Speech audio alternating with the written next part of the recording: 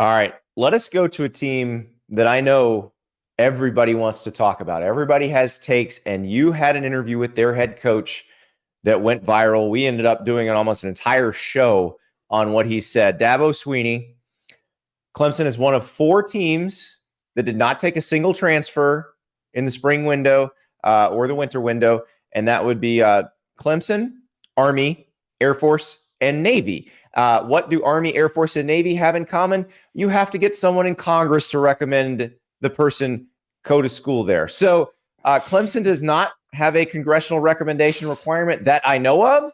So this is the thing. And what Dabo said to you was, the transfers fall into several buckets. It's guys who couldn't play for Clemson anyway because they're not good enough, which I buy completely because they recruit so well out of high school. It's guys that have been tampered with and already know where they're going. So that's obviously you're not in the mix for those. And then the one that I found most interesting, basically Dabo said the guys he thinks could help Clemson can't afford. That was fascinating to me, man, because I can understand kind of, saying, hey, look, those guys in the first 2 bucket we're never going to get. If it's just a numbers game, like, why aren't you in that game? You should be in that game. Everybody else is in that game. And I hate it when coaches sort of make it seem like that's a bad thing. Like, in order to hire my services to do anything, if there's multiple people coming to me, like, it's going to end up to be a numbers game. If Dabo Swinney all of a sudden hits the open market, yes, culture is going to be part of it and opportunity is going to be part of all that, but money is going to be part of it as well. And so that's what that's sort of the disconnect that I have with what Dabo said is like that third bucket, you should be competing for people in those buckets. You should be, wanting guys who don't just want the paycheck, but want the paycheck and to win. And so that's sort of the place where I think the opportunity is had. And that's where I don't think things have landed. This is still a really talented Clemson team, though. Last year's team was a really talented Clemson team. And if they don't turn the ball over, if they make a couple of decisions different late in games, then they're a much better team. I think the ceiling for this team this year is 10-2. I think you could talk yourself into 11-1. They ain't beating Georgia, but you could convince yourself that they could go down and beat Florida State in Tallahassee. They almost beat them at home last year. If it wasn't for that Cade Klubnik, getting sacked and then Kalen DeLoach returning it for a touchdown, changed the tide of the entire game as they were up 7 and driving when that happened. Now, I think on the other side, NC State's on that schedule. NC State beat them last year, and this is a better NC State team, I think, this year. And then obviously South Carolina's a coin flip at the end. So ultimately, like, I think this is a Clemson team that's probably somewhere between 10-2 and 8-4. 8-4 would feel like the sky is falling.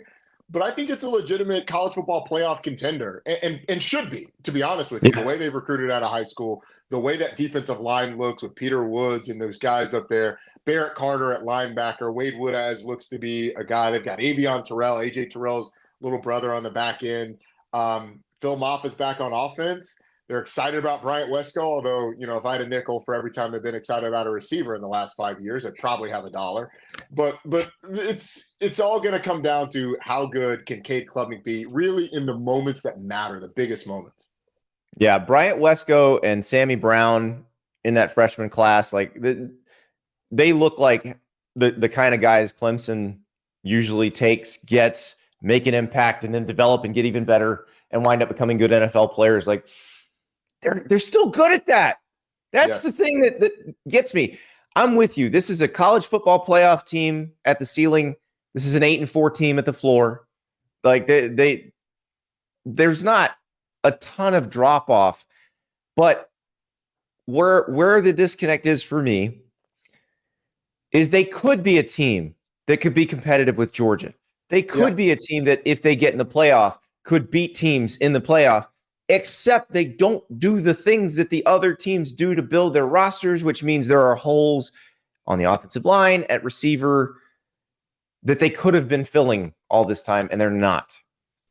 Could not agree more. The portal for Clemson is less about, filling up a roster. Like, you just pick and choose. When a Caleb Downs is on the market, like, you go and you get Caleb Downs, or at least you're in the running for Caleb Downs. I know Georgia didn't get him, but Georgia was trying. Why? Because he's the best defender in the country, damn near. And certainly as a freshman, he was the best freshman defender in the country. and Ohio State outbid you. Okay, that's okay. Like that, but those are the guys that you should be competing for. Reportedly, they went after 5 offensive linemen, didn't get any of them. But then you one of look them at was the from schools, Shorter College, Roddy. He wound up in Maryland. That's the thing. Like, you should not be getting beat out by Maryland. I'm sorry. You're Clemson. You should not be getting beat out by Maryland. The schools that they're getting beat out by for the guys that they do want is a little alarming to me. Yeah. Well, so the thing is, you kind of like Clemson is still one of those teams in the ACC that we look at as a potential playoff contender with the 12 team. Yep. We still look at them as an ACC championship contender. Yep. But we don't look at them as invincible anymore. Florida State has sort of assumed that spot. And I don't know that Florida State's invincible either. Thank you so much for watching. Just a reminder, subscribe to this channel right here so you never miss an episode of Andy Staples on 3. And oh, by the way, watch all the other great videos on the On3 Sports YouTube channel.